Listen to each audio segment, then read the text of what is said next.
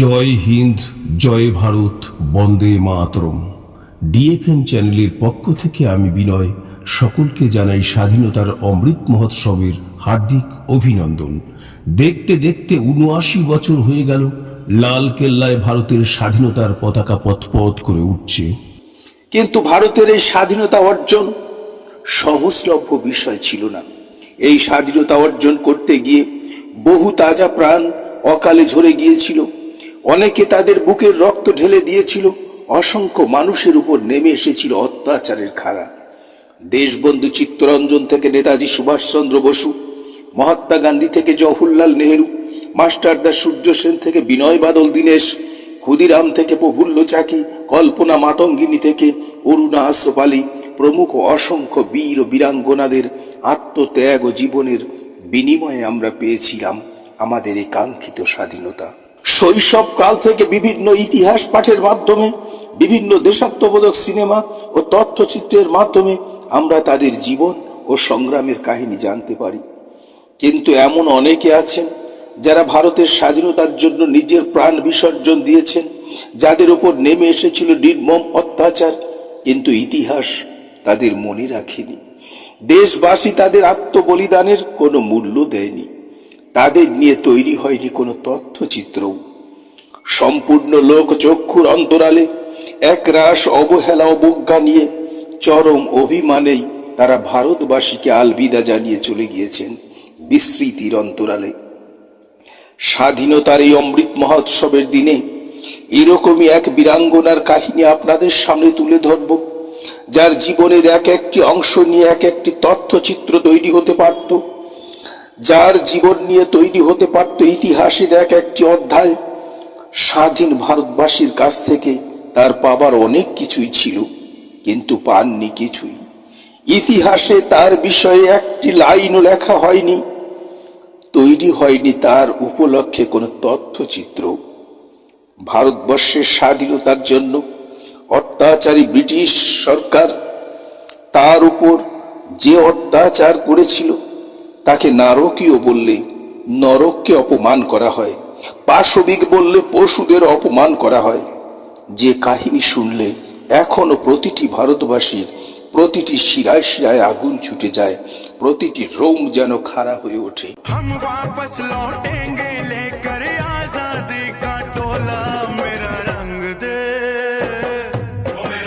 আসুন দেখা যাক কি ঘটেছিল এই বীরাঙ্গনার সঙ্গে।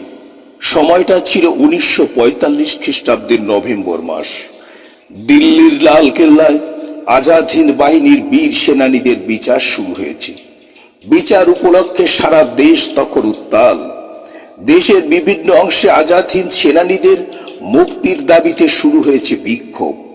প্রবল গণবিক্ষোভের চাপে অধিকাংশ সেনানীরা মুক্তি পেলেন না আজাদ হিন্দ বাহিনীর একজন নারী গুপ্তচর বাহিনীর নেত্রী। ব্রিটিশের গোয়েন্দা অফিসার শ্রীকান্ত জয়রঞ্জন দাসকে হত্যার অপরাধে তাকে দ্বীপান্তর দেওয়া হয়। প্রথমে কলকাতার সেন্ট্রাল জেলে ও পরে তাকে নেওয়া হয় আন্দামানের সেলুলার জেলে। এই জেলেই তার উপর চালানো হয় অবর্ণনীয় অত্যাচার। কলকাতা থেকে নেওয়ার সময় সম্পূর্ণ পশুর মতো হাতে ও পায়ে লোহার শিকল পরিয়ে তাকে নেওয়া হয়েছিল। সমগ্র যাত্রাপথের অধিকাংশ সময় এই অসামান্য সুন্দরী নারী বিপ্লবীর বিভিন্ন অশালীন কটূক্তি ও শারীরিক অত্যাচার ছাড়া কপালে জোটেনি তেমন কিছুই। শেষ পর্যন্ত আন্দামান জেলে যখন পৌঁছান তখন প্রায় মধ্যরাত্রি। কনকনে ঠান্ডা ও প্রচন্ড ক্ষুধার্ত হয়ে অনাহারে ক্লান্তিতে সেই তীব্র ঠান্ডায় এক সময় মেঝেতেই ঘুমিয়ে পড়েছিলেন তিনি। সকালবেলায় সবে ভোরের আলো ফুটেছে। জেল কুঠুরির জানালা দিয়ে যখন সকালের সেই স্নিগ্ধ আলো সেলের মধ্যে প্রবেশ করতে শুরু করেছে, ঠিক তখনই মানুষের কথাবার্তার শব্দে তার ঘুম ভেঙে যায়। চোখ খুলে তিনি দেখেন জেলর সাহেব একজন কামারকে সঙ্গে নিয়ে সেলে প্রবেশ করছে। জেলরের নির্দেশে কামার তার হাতের শিকল কাটতে গিয়ে যেন ইচ্ছা করেই হাতের কিছুটা মাংস তুলে নেয়, কিন্তু মেয়েটি দাঁতে দাঁত চেপে তা সহ্য করে। কিন্তু পায়ের বেড়ি কাটতে গিয়ে যখন ইচ্ছা করেই পায়ের ওপর হাতুড়ি চালিয়ে দেয়, তখন অসহ্য হয়ে সে বলে ওঠে, তুমি কি অন্ধ? দেখতে পাও না যে পায়ের উপর হাতুড়ি মারছ? এ কথা শুনে কামার তার বুকের দিকে অশ্লীল ভাবে তাকিয়ে বলে ওঠে, চুপ করো, প্রয়োজন হলে ওখানেও হাতুড়ি বাটাল চালিয়ে দেব। এ কথা শুনে আহত বাঘিনীর মতো মেয়েটি বলে ওঠে, মেয়েদের সম্মান করতে শেখো, স্বাধীন ভারতের মানুষ তোমাদের কোনোদিন ক্ষমা করবে না। ইংরেজদের পা চাটা গোলাম মানুষ তোদের এইভাবে ঘৃণা করবে। এ কথা বলে তার মুখে এক নাদা থুতু নিক্ষেপ করে।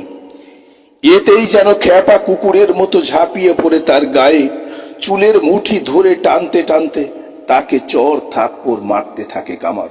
তখন জেলর এগিয়ে এসে কামারকে ছাড়িয়ে দিয়ে বলে, আমরা তোমাকে ছেড়ে দেব, আগে বলো সুভাষ বসু কোথায় আছে?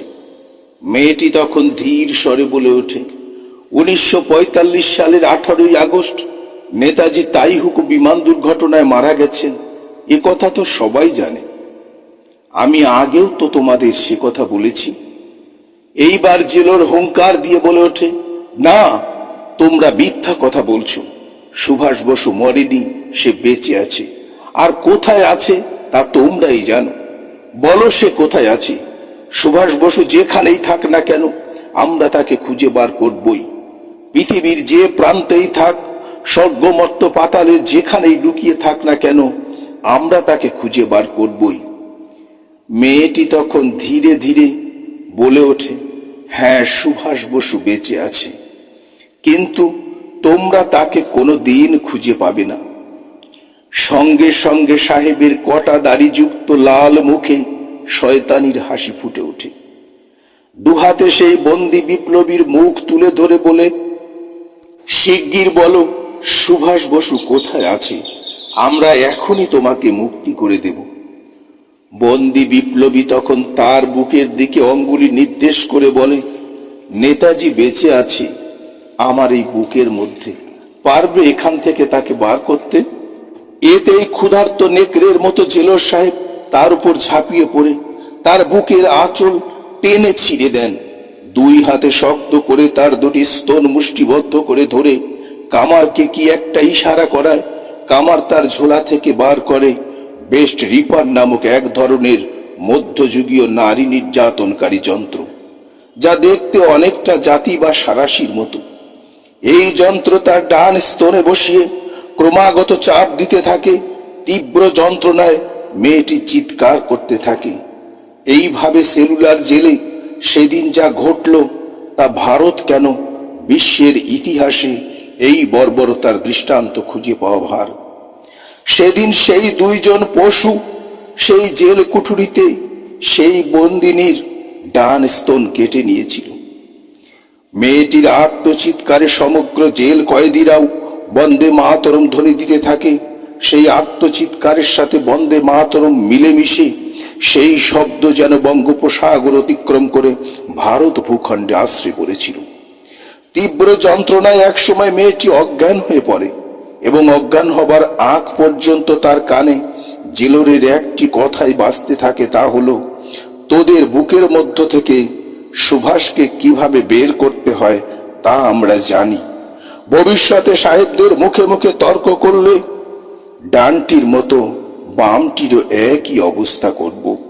আপনারা নিশ্চয়ই অবাক হয়েছেন যে কে এই বীরাঙ্গনা, কি তার পরিচয়। ইনি আর কেউ নন, ইনি ছিলেন নেতাজির মন্ত্রে অনুপ্রাণিত আজাদ হিন্দ বাহিনীর প্রথম গুপ্তচর ও আজাদ হিন্দের ঝাঁসি বাহিনীর অধিনায়িকা বিপ্লবী নীরা আরজু। একটি পরিপূর্ণ তথ্যচিত্র তৈরির জন্য যা প্রয়োজন তা এই কাহিনীটুকুই যথেষ্ট। কিন্তু নীরার জীবনে অপেক্ষা করছিল আরো আরো অনেক রোমহর্ষ ঘটনা।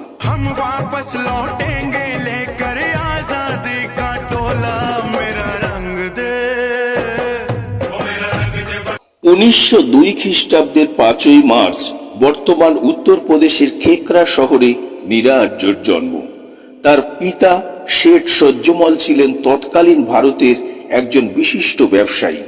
সারা ভারতে তার ব্যবসার প্রসার থাকলেও কলকাতাতেই ছিল ব্যবসার মূল কেন্দ্র। তাই ছেলে বসন্ত কুমার ও মেয়ে নীরাকে নিয়ে তিনি কলকাতাতেই বসবাস করতেন। ধনী শিক্ষিত পরিবারের সন্তান হিসাবে নীরা ছোটবেলা থেকেই বাংলা, হিন্দি, ইংরেজি, সংস্কৃত প্রভৃতি বিভিন্ন ভাষায় শিক্ষা লাভ করেন। বিভিন্ন বিষয়ে শিক্ষা অর্জনের সময় তিনি ভগিনী নিবেদিতা ও স্বামী বিবেকানন্দের ভাবধারায় গভীরভাবে প্রভাবিত হয়ে বিপ্লবী আদর্শে অনুপ্রাণিত হন। মেয়ে বিপ্লবী কর্মে অংশ নিচ্ছে একথা জেনে পিতা সহ্যমল মেয়ের বিয়ের ব্যবস্থা করেন। তৎকালীন ভারতের ইংরেজ সরকারের অধীন সিআইডি অফিসার শ্রীকান্ত জয়রঞ্জন দাসের সঙ্গে তার বিবাহ দেন। কিন্তু নীরার বিবাহিত জীবন সুখের ছিল না, কারণ স্বামী স্ত্রী উভয়ের মধ্যে মানসিক অবস্থার পার্থক্য ছিল রাত দিনের। নীরা ছিলেন মনে প্রাণে দেশপ্রেমিক, দেশ মুক্তি যার একমাত্র ভাবনা, যে কারণে ইংরেজ সরকারকে সে চরম ঘৃণা করতেন। অন্যদিকে স্বামী শ্রীকান্ত জয়রঞ্জন ছিলেন ইংরেজদের পদলেহনকারী সারমেয়। ইংরেজ প্রভুকে খুশি করতে, যে কোনো ভারতবাসীকে অত্যাচার করতে তিনি পিছপা হতেন না। তাই তাদের বিবাহিত জীবন প্রথম থেকেই কাটা বিছানো ছিল। কিছুদিন পর নীরা যখন জানতে পারলেন তার দাদা বসন্ত কুমার নেতাজির আজাদ হিন্দ বাহিনীতে যোগদান করেছে, তখন তিনিও নেতাজির আদর্শে উদ্বুদ্ধ হয়ে আজাদ হিন্দ বাহিনীর নারী গোয়েন্দা বাহিনীতে যোগদান করেন। এখানে তার সহকর্মী ছিলেন সরস্বতী রাজামণি, দুর্গা মল্ল গোর্খা, ড্যানিয়েল কালী প্রমুখ নারী বিপ্লবী। স্ত্রী আজাদ হিন্দের গোয়েন্দা বাহিনীতে যোগদান করেছে একথা শুনে স্বামী জয়রঞ্জন খুশি হয়েছিলেন, কারণ ব্রিটিশ সরকার তাকে দায়িত্ব দিয়েছিল নেতাজির উপর নজর রাখতে এবং সুযোগ বুঝে নেতাজিকে হত্যা করতে। জয়রঞ্জন ভেবেছিলেন স্ত্রী নেতাজির গুপ্তচর বাহিনীতে কাজ করলে তার সূত্র ধরেই তিনি নেতাজির কাছে পৌঁছতে পারবেন এবং সুযোগ বুঝে নেতাজিকে হত্যাও করতে পারবেন। তার সে সুযোগ একদিন এসেও গিয়েছিল। একদিন বার্মার অরণ্য পথে মালয় রাজার উপহার দেওয়া 12 সিলিন্ডারের গাড়ি করে নেতাজি যখন সফর করছিলেন, ঠিক সেই সময় সুযোগ বুঝে জয়রঞ্জন নেতাজির উপর গুলি চালান। কিন্তু ঘটনাচক্রে সেই গুলিটি লক্ষ্যভ্রষ্ট হয়ে তার গায়ে না লেগে গুলিটি লাগে নেতাজির বিশ্বস্ত সঙ্গী ড্রাইভার দেহরক্ষী ক্যাপ্টেন নিজামুদ্দিনের গায়ে। এতে নিজামুদ্দিন মারা যান। প্রথম গুলিটি লক্ষ্যভ্রষ্ট হলে দ্বিতীয় গুলিটি করার জন্য যখন স্ট্রিগারে হাত দিয়েছেন, তখনই কিছু বুঝে ওঠার আগেই তাকে ছায়ার মতো অনুসরণকারী এক নারী হঠাৎই বেইনেটের আঘাতে তাকে হত্যা করেন।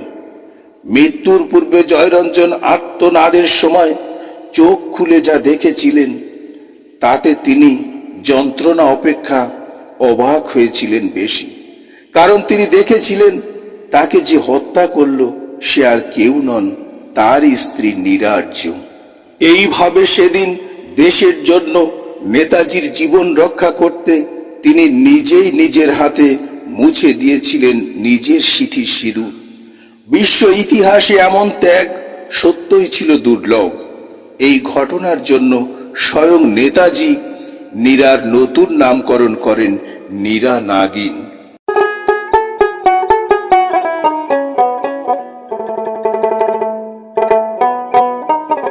আমি আগেই বলেছি যে আজাদ হিন্দ বাহিনীর একটি শক্তিশালী গুপ্তচর বাহিনী ছিল।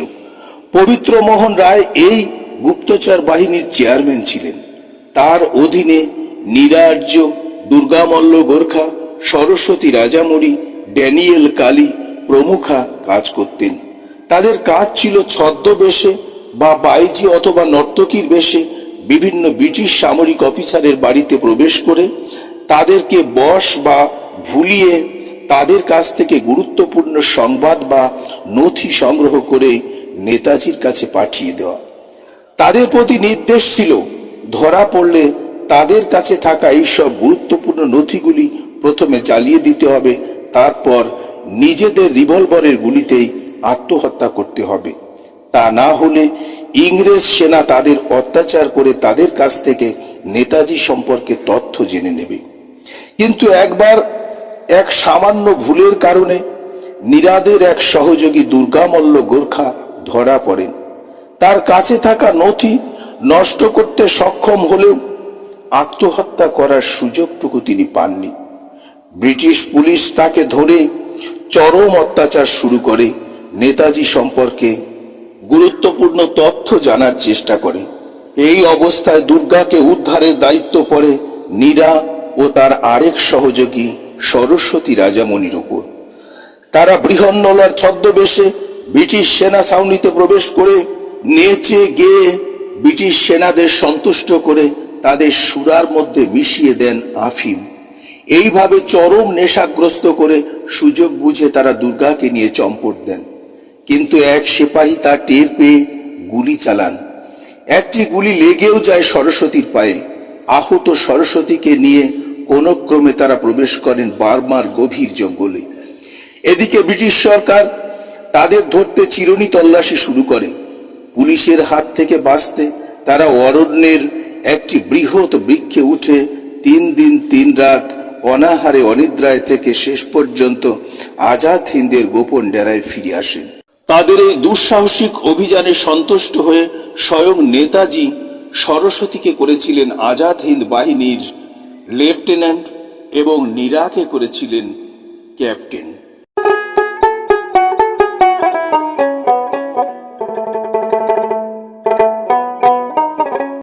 আজাদ হিন্দ বাহিনীর দিল্লি অভিযান কালেও প্রবল বীরত্বের সঙ্গে লড়াই করলেও দ্বিতীয় বিশ্বযুদ্ধে জাপানের পরাজয়ের ফলে নেতাজি ও আজাদ হিন্দ বাহিনী পরাজিত হন। নেতাজি শেষ পর্যন্ত আত্মগোপন করেন। এই সময় 18ই আগস্ট তাইহুকো বিমান দুর্ঘটনায় নেতাজির মৃত্যু হয়েছে বলে খবর প্রচারিত হয়। আজাদ হিন্দের অন্যান্য আত্মসমর্পণকারী সেনানীদের দিল্লির লাল কেল্লায় বিচার শুরু হয়। এই বিচারেই নীরাকে আন্দামান জেলে পাঠানো হয়েছিল, যে ঘটনা আমি আগেই বলেছি। যাই হোক, আন্দামান জেলে বন্দী হবার কিছুদিন পরেই ভারতবর্ষ স্বাধীনতা লাভ করে। নীরাও আহত অবস্থাতেই মুক্তি পান। কিন্তু দুর্ভাগ্য ভারতের, দুর্ভাগ্য আমাদের যে স্বাধীনতার পর নীরাদের মতো দেশ প্রেমিকদের কেউ কোনো খোঁজ রাখেননি। কিছু স্বার্থান্বেষী রাজনীতিকদের ভিড়ে নীরারা যেন হারিয়ে যায়। দীর্ঘদিন পর তাকে দেখা যায় দক্ষিণ ভারতের হায়দ্রাবাদের চারমিনার তোরণের পাশে ফলকনামা এলাকায়। হায়রে ভারতবর্ষ, হায়রে ভারতবাসী, একদা এই বিখ্যাত বিপ্লবী মহাভারতে কৃষ্ণ ও অর্জুনের সেবায় ভিখারি ধরাকে দেখা গিয়েছিল তার স্তন বন্ধক দিতে। আর এই ভারতের স্বাধীনতার জন্য আরেক ধরা, যিনি নীরার্য নামে আবির্ভূত হয়েছিলেন, তারও স্তন কেটে নিয়েছিল অত্যাচারী ইংরেজ সরকার। অথচ সেই নীরার্য কিনা পেট চালাতে ফুল বিক্রি করতেন। তিনি যে কুলে ঘরে বাস করতেন, সেই ঘরটিও তার মৃত্যুর পূর্বে ভেঙে গুড়িয়ে দেওয়া হয়েছিল, কারণ ঘরটি ছিল সরকারি সম্পত্তির উপর। অর্থাৎ মৃত্যুর পূর্বে তিনি জেনে গিয়েছিলেন যে ঘরটিতে তিনি বাস করতেন সেটিও তার নিজের নয়। অবশ্য এই সময় তার পরিচয় জানতে পেরে তৎকালীন প্রধানমন্ত্রী অটল বিহারী বাজপেয়ী তাকে কিছু সরকারি পেনশন দেবার প্রস্তাব করেছিলেন, কিন্তু অভিমানে তিনি সে প্রস্তাব ফিরিয়ে দিয়েছিলেন। মৃত্যুর পূর্বে তার শেষ জীবন কেটেছিল হায়দ্রাবাদের ওসমানিয়া হাসপাতালে। সেখানেই 1998 সালের 26শে জুলাই তার মৃত্যু হয়। এক মহীয়সী বীরাঙ্গনার দীর্ঘ লড়াইয়ের পরিসমাপ্তি ঘটে। আশ্চর্যের বিষয়, তার মৃত্যুর পর সরকার তার সৎকারের দায়িত্বটুকু গ্রহণ করেনি। তাছাড়া একজন স্বাধীনতা সংগ্রামী হিসাবে তার মৃতদেহে জোটেনি কোনো গান সেলুটও। ভারতবর্ষের কেউ জানতেই পারল না যে সেলুলার জেল কাঁপানো সেই বিপ্লবিনী চলে গেলেন এক রাশ অবজ্ঞা ও অভিমান নিয়ে। শেষ পর্যন্ত একজন স্থানীয় সাংবাদিক তার সৎকারের দায়িত্ব নিয়েছিলেন। তিনি তার মৃতদেহের উপর অর্পণ করেছিলেন দুটি ফুলের মালা। তিনি ফেলেছিলেন দুফোঁটা চোখের জল। স্বাধীনতার ৭৯ বছর পরেও যখন আমরা ভারতের ত্রিবর্ণ রঞ্জিত পতাকার পথ পথ শব্দ শুনতে পাই, তবে লক্ষ্য করলে দেখা যাবে তার মধ্যেও নিরার্যর মতো স্বাধীনতা সংগ্রামীদের আর্তশ্বাস প্রশ্বাসের শব্দই যেন ধ্বনিত হয়। স্বাধীনতার এই অমৃত মহোৎসবের দিনে নীরাদের মতো বীরাঙ্গনাদের কাছে ক্ষমা প্রার্থনা করে আমাদের স্বার্থান্বেষী পূর্বসূরীদের কৃতকর্মের কিছুটা প্রায়শ্চিত্ত করে পুনরায় সকলকে অভিনন্দন জানাই। আজকের এই ভিডিওটি ভালো লাগলে চ্যানেলটি সাবস্ক্রাইব করবেন কিনা তা আপনাদের উপরেই ছেড়ে দিলাম। শুধু এটুকু অনুরোধ, মানুষকে প্রকৃত ইতিহাস জানাতে উৎসাহিত করবেন, যাতে নীরাদের মতো কেউ বঞ্চিত না হন। দেখা হবে অন্য বিষয়ে অন্য কোনো ভিডিওতে। ধন্যবাদ। জয় হিন্দ।